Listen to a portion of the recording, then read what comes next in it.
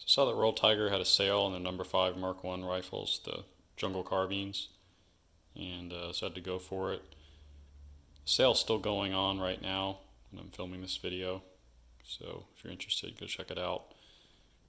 It's a little high, but I think it's a lot better than the $9.99 that they usually offer them at. So decided to go take a plunge and see what I get. Mainly just to kind of educate everyone on what they have. So the number 5s were made by either BSA or ROF. I think they only made about just over 250,000 of them. So compared to a lot of the other Enfield rifles, this one's a bit more on the rare side as far as numbers go. So go ahead and take a closer look at it. Take a look at the buttstock. Looks pretty good. Rubber, it's hard. It's got a few little chips out of it, but kind of as expected. Metal's in really good shape. A lot of the original finish seems pretty much untouched. A little bit of white here on the bolt, but it's probably where it got most of the abrasion from and shipping. I did check the bolt has a different serial number than the receiver. I didn't pay the extra hand select for that, but so I kind of expected that, but they don't match.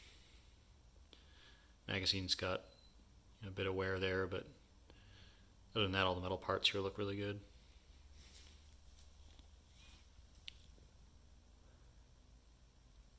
See, the forestock's pretty nice. I don't see any significant damage. Just kind of little dents and dings. Same with the barrel here. Looks like it's in really good shape. Import mark is underneath the barrel.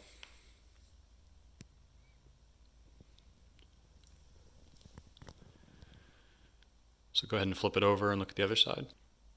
So here's the other side. Overall looks pretty good as well. So take a closer look. Wood's in really nice shape. Looks like there is a repair of some sort that happened here. Little block of wood that was fitted in there.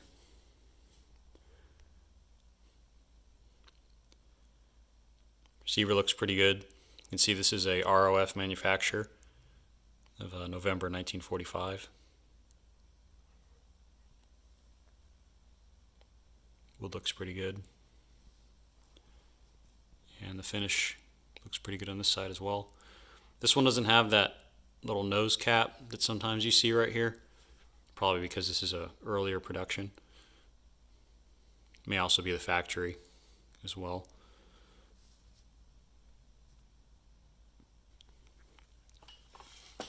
Taking a look under it, you can see one distinctive feature is how they cut a lot of the metal off of this. You can see the trigger guard assembly here. They kind of shaved a bit of it out. Normally it's you don't see these little cuts in it.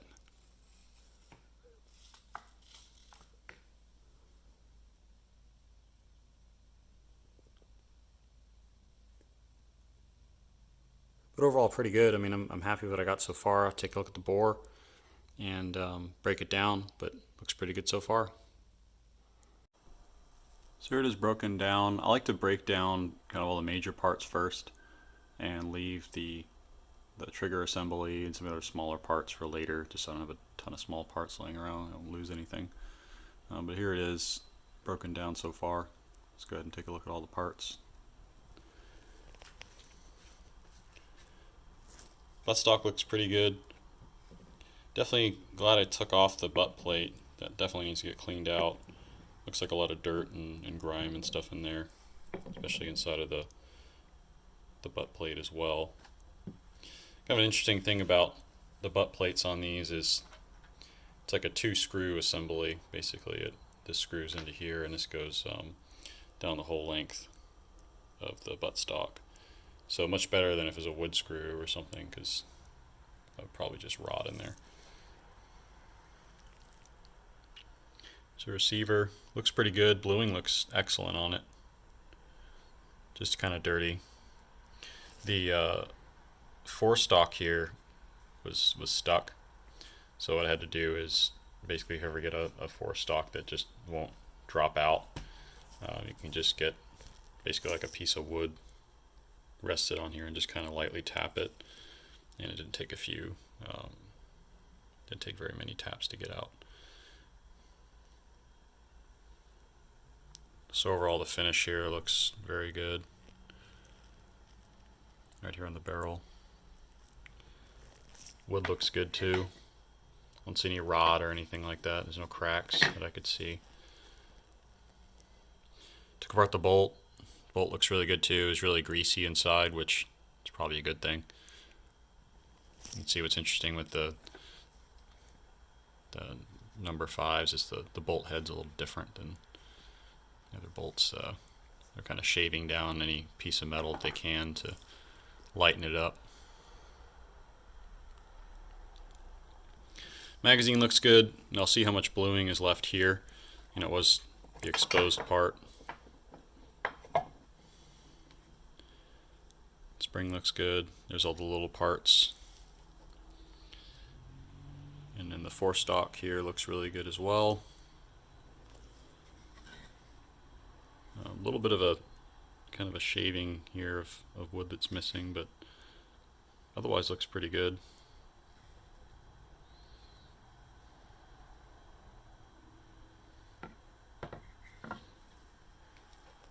See what kind of markings are on it once I clean it up.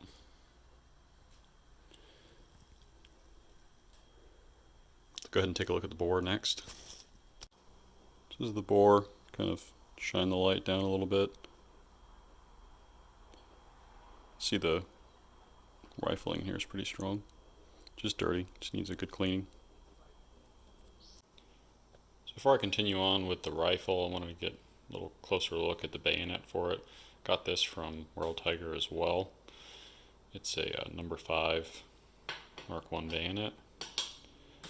Now, overall, it's definitely missing a lot of bluing on the scabbard. It seems to be in decent shape, just needs a good cleaning. Go ahead and take it out of the scabbard. You can see there's a bit of rust there. The scabbard was resting.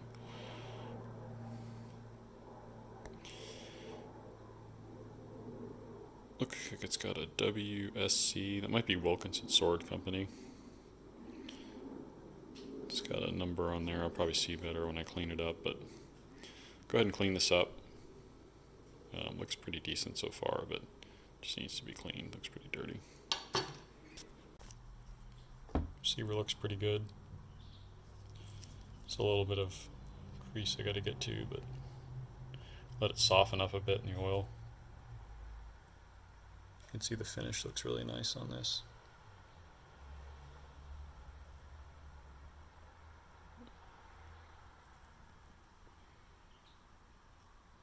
It's the magazine, trigger guard. A little bit of hardened grease on some of these parts that I'm just going to have to loosen up with oil. There's a stock bolt. I didn't show it in the initial video on here because it was still in the buttstock, but looks pretty good. I'm kind of surprised I didn't use the wasted version. It would have lightened it up a little more, but I'm sure there's a reason for that. Here's the butt plate. The screws.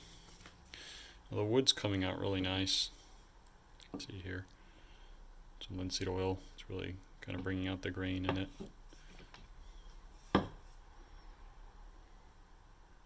See that stock repair. Here's the bolt, looks pretty good. All the parts cleaned up nicely.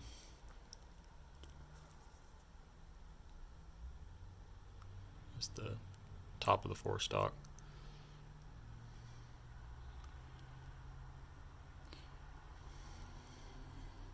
Overall looks pretty nice. Let's go ahead and put it back together and show you how it looks reassembled. So here's the rifle all cleaned up. Go ahead and zoom in and take a closer look at it. Buttstock looks good. Got this original sling for it. You can find these at IMA. I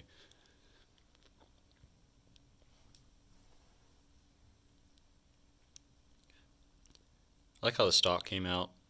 Looks pretty good. Probably got a few more cleaning sessions to go, but looks pretty good so far. Now what's interesting about these number 5s, as you can see they did a lot of cuts in the receiver. You can see one here. There's some cuts in the barrel right here as well, just to lighten up the rifle.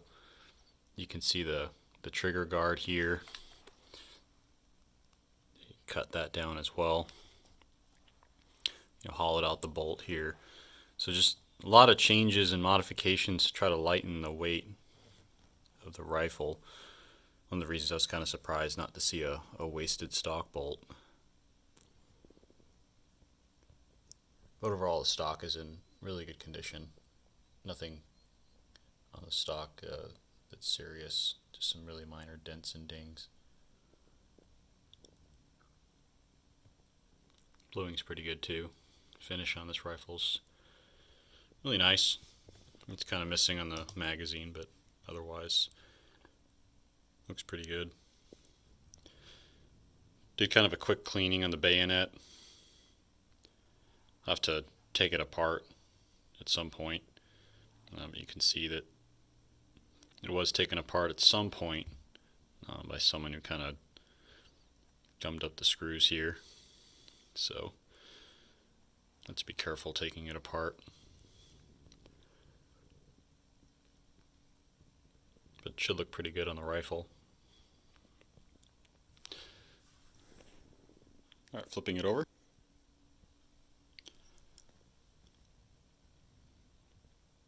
Really nice on this side too. Finish looks good.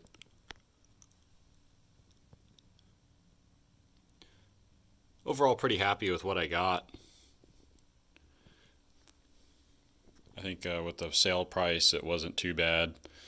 I wouldn't buy one for $9.99, but the sale price, I believe it was $7.99. It's a little more tolerable for me. This is a good shot of the rifle with the bayonet fixed. I think it looks pretty good with the bayonet on it. I like the shorter bayonet than some of the longer sword bayonets that preceded this one. Definitely a pretty, more modern design with the blade style and the length. Definitely suited pretty well for a short carbine. With the reduced weight of the bayonet and its size, it would definitely be ideal for paratroopers. This rifle is meant for, and eventually in jungle use. So the bore all cleaned up. Basically ran a few passes of a brass brush through it, followed by some patches and a bore snake. See, it's really clean now. Really nice rifling in there. Don't see any pitting or anything. It's nice and shiny. So overall, I'd say it's an excellent bore. So overall, pretty good purchase. Got a really nice bore, just good overall condition as far as the finish and condition of the wood and the metal on it. Don't see any pitting or any rust or anything like that. So definitely came out to be a pretty good example of a number 5 from the Ethiopian cache. So if you're thinking about getting it, hope this will help you make a more informed decision on what you get. If you'd like to see more of these videos, feel free to like and subscribe. I should have some more videos coming out with some of my projects that I'm currently working on.